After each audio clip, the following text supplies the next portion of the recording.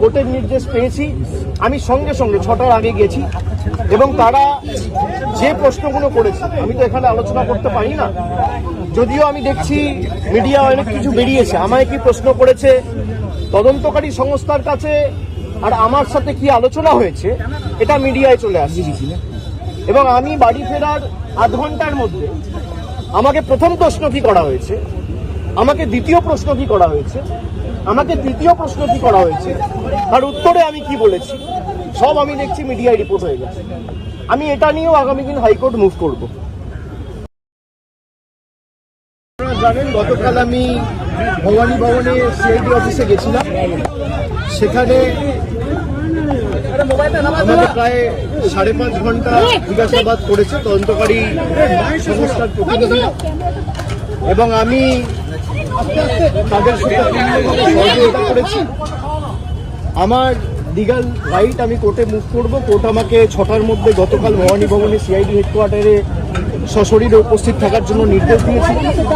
আমি কমপ্লাই করে প্রায় 12-13 মিনিট আগে 6টার আগেই কালকে ভবানী ভবনে গেছি এবং 11:30টার কাছাকাছি ইন্টারোগেশন প্রশ্ন উত্তর পর্ব শেষ হয়, প্রায় 5.5 ঘন্টা ধরে।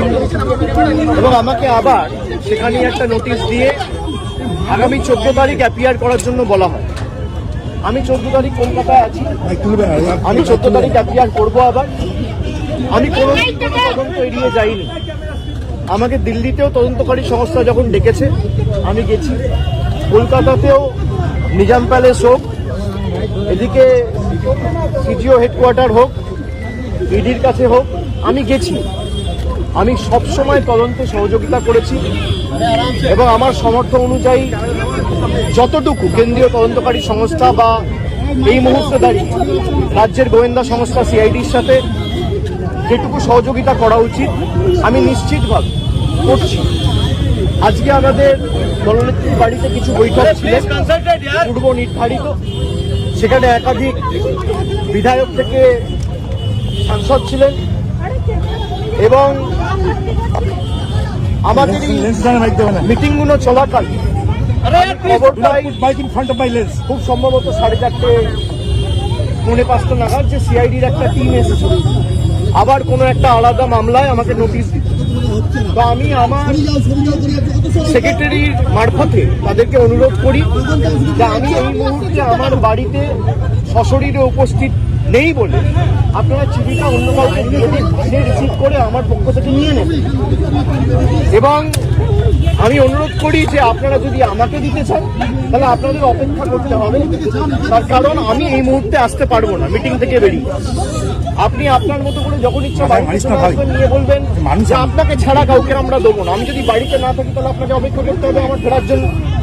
এখন প্রায় 7:20 বাজে, আমি বাড়িতে ঢুকেছি, আপনাদের সাথে কথা বলছি 5-10 মিনিট হয়েছে। 6-7টার মধ্যে আমি বাড়িতে ঢুকেছি। আমি ঢুকে দেখছি সিআইডির প্রতিনিধিরা নেই, তারা ফিরে গেছে। তারা যদি পরবর্তীকালে আমাকে ফোন করে আসে, আমার সাথে যোগাযোগ করে আসে এবং আমাকে বলে কোন সময়ে গেলে আমি বাড়িতে থাকবো, তখন নোটিশ দেবে, আমি নিশ্চিতভাবে জানাবো। আমি যখন বাড়িতে উপস্থিত নই সশরীরে, তখন যদি তারা এসে নোটিশ, তখন যদি তারা আসে নোটিশ দিতে এবং একদম স্পষ্টভাবে বলে যে আপনাকে ছাড়া কাউকে নোটিশ আমরা দেবো না, আপনার হয়ে কেউ যদি রিসিভ করতে চায় সেই সুযোগ পাবে না, তাহলে আপনাকে আমার ফেরার জন্য অপেক্ষা করতে হবে। তো আমি আপনাদের মাধ্যমে আমি অনুরোধ করব যে যারা নোটিশ দিতে এসেছিল আপনারা যদি আসেন নিশ্চিতভাবে যোগাযোগ করে আসুন, আর না হলে অপেক্ষা করুন। আমি যখন ফিরবো আমি তখনই এই নোটিশটা আপনাদের তরফ থেকে, আপনাদের কাছ থেকে নিতে পারবো। আপনারা যারা আমাকে প্রশ্ন করছেন আপনি তদন্ত এড়িয়ে যাচ্ছেন, আমি কোনো তদন্ত এড়িয়ে যাই, আমার দোকানোর কিচ্ছু নেই। আমি কেন্দ্র তদন্তকারী সংস্থার সম্মুখীন হয়েছি এখনো পর্যন্ত 8 থেকে 10 বার। যারা এতদিন ধরে তদন্ত চালাচ্ছে আমাকে যখনই ডেকেছে আমি গেছি। আমাকে সিআইডি সামান দিয়েছিল, প্রথম সামান 30 তারিখ। 30 তারিখ বিকেলে আমার উপর আক্রমণ হয়, আপনারা দেখেছেন। 48 ঘন্টা আমি বাড়ি থেকে বেরোতে পারিনি। আমি সময় চেয়েছিলাম, আমাকে 8 তারিখ ডাকা হয়েছে। 8 তারিখ আমি ছিলাম না। আমি 6 তারিখ দিল্লির উদ্দেশ্যে রওনা দিয়েছিলাম, ইন্ডিয়া জোটের মিটিং ছিল। 8 তারিখ তারা জানে যখন আমি দিল্লিতে, তখন 8 তারিখ বিকেলে নোটিশ দিয়ে বলা হচ্ছে 9 তারিখে আসুন। 9 তারিখেও আমার বৈঠক ছিল। আমি গতকাল সঙ্গে সঙ্গে যখনই আমি কোর্টের নির্দেশ পেয়েছি, আমি সঙ্গে সঙ্গে 6টার আগে গেছি এবং তারা যে প্রশ্নগুলো করেছে আমি তো এখানে আলোচনা করতে পারি না, যদিও আমি দেখছি মিডিয়া অনেক কিছু বেরিয়েছে। আমায় কি প্রশ্ন করেছে, তদন্তকারী সংস্থার কাছে আর আমার সাথে কি আলোচনা হয়েছে, এটা মিডিয়ায় চলে আসছে। এবং আমি বাড়ি ফেরার আধ ঘন্টার মধ্যে আমাকে প্রথম প্রশ্ন কি করা হয়েছে, আমাকে দ্বিতীয় প্রশ্ন কি করা হয়েছে, আমাকে তৃতীয় প্রশ্ন কি করা হয়েছে, তার উত্তরে আমি কি বলেছি, সব আমি দেখছি মিডিয়ায় রিপোর্ট হয়ে গেছে। আমি এটা নিয়েও আগামী দিন হাইকোর্ট মুভ করব। আমি যখন তদন্তে কি আলোচনা হয়েছে কারোর সাথে আলোচনা করছি না, তার মানে আমি ধরে নিতে পারি তদন্তকারী সংস্থার কাছ থেকে মিডিয়ায় এই খবরগুলো লিক হচ্ছে। যদি লিক হয়ে থাকে, ইনভেস্টিগেশনের উদ্দেশ্য তো ঠিক নয়। সুতরাং আমি বারবার তদন্তকারী সংস্থা যেখানে আমাকে ডেকেছে আমি গেছি। আমি যদি কলকাতায় উপস্থিত না থাকি আমি তো যেতে পারি না।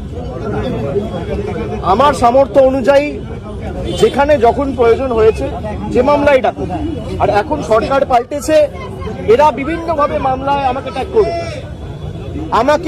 আমি শুনেছি যে মামলায় আজকে আমাকে নোটিশ দিতে এসছে, আমি বলেছি 4 তারিখের পর ডিজে বাজে। আমি প্রশ্ন করতে চাই যে আমি যদি সত্যি কোনো ভুল বলে থাকি, আমি এই স্টেটমেন্টগুলো কবে করেছি? নির্বাচন চলাকালীন। নির্বাচন যখন চলছে, ল অ্যান্ড অর্ডার, আইন শৃঙ্খলা কার আন্ডারে? ইলেকশন কমিশনের আন্ডারে। মমতা বন্দ্যোপাধ্যায়ের আন্ডারে তো ছিল না।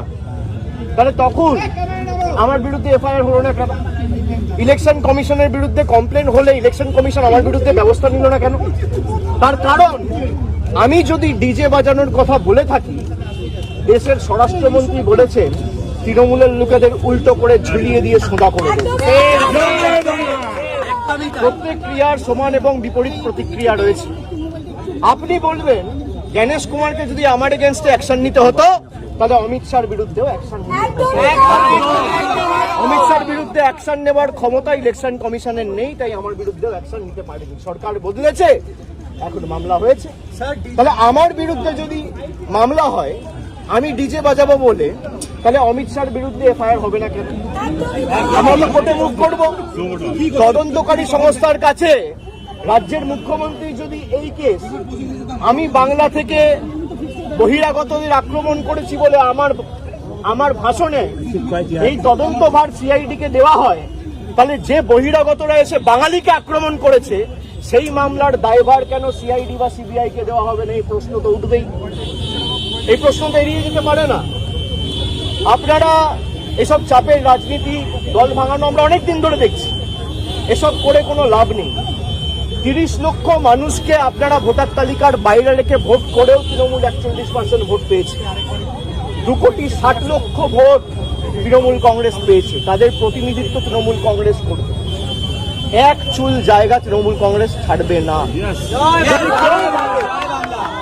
থমকে চমকে সিআইডি দিয়ে, সিবিআই দিয়ে, দল ভেঙে, উৎসাহ করে, গায়ের জোরে কর্মীদের মিথ্যা মামলায় ফাঁসিয়ে, ফলস কেসে ইমপ্লিকেট করে, পার্টি অফিস দখল করে, বাড়ি ভেঙে, ঘর জ্বালিয়ে তৃণমূল কংগ্রেসকে দমিয়ে দেবো। সিপিএম এর বিরুদ্ধে লড়াই করে 34 বছরের জগদ্দল পাথরকে সরিয়ে তৃণমূল কংগ্রেস ক্ষমতা এসছে মানুষের আশীর্বাদ। 2011 সালের পরিবর্তন আর 2026-এর পরিবর্তনটা খালি একটু তুলনা করুন। মানুষের মধ্যে কোনো আবেগ নেই, স্বতঃস্ফূর্ততা নেই। 8টার পর রাস্তা শূন্য, ফাঁকা। বিজেপি বিজয় মিছিল বার করতে পারছে না। যারা বড় বড় ভাষণ দিচ্ছেন, আমি বলবো রাজনৈতিকভাবে মোকাবিলা করুন। মানুষ যদি আপনাদের জিতিয়ে থাকে, মানুষের জন্য কাজ করুন। মানুষ বুলডোজারের জন্য ভোট দেয়নি, মানুষ কর্মসংস্থানের জন্য ভোট দিয়েছে, শান্তি শৃঙ্খলা সম্প্রীতির জন্য ভোট দিয়েছে। মানুষ উন্নয়নের স্বার্থে ভোট করুন। উন্নয়ন, দিল্লির সাথে লড়াই করে টাকা আনুন। আপনারা ভোটের আগে বলেছিলেন অন্নপূর্ণা ভান্ডার, আর ভোটের পর মানুষ দেখছে বুলডোজার। এই বিচারিতা তো চলতে পারে না। আমি মিডিয়ার বন্ধুদের বলবো, কোনো স্পেকুলেশন, কোনো আলোচনা না করে যদি কেউ ভুল তথ্য পরিবেশন করেন, আমরা কিন্তু বাধ্য হব হাইকোর্ট সুপ্রিম কোর্ট অবধি যেতে পৌঁছাতে। আপনাদের দায়িত্ব, আপনারা সঠিক তথ্যটা মানুষের কাছে উপস্থাপিত করবেন, পরিবেশন করবেন। আপনারা রটনাকে ঘটনা বানিয়ে দেখাবেন না। আমার সাথে তদন্তকারী সংস্থার কি কথা হলো, আমার সাথে অন্য কারোর কি কথা আপনি দেখিয়ে দিচ্ছেন। আমার সাথে রাহুল গান্ধীর মিটিং হয়েছে, তৃতীয় ব্যক্তি কেউ নেই, আমি আর রাহুল গান্ধী কি কথা হয়েছে আপনি দেখে নেবেন। আমিও মিডিয়ার সাথে কথা বলবো না রাহুল গান্ধী। আপনারা জানছেন কোত্থেকে? আপনারা আপনাদের মতো স্পেকুলেট করে যা পাচ্ছেন বলে দিচ্ছেন।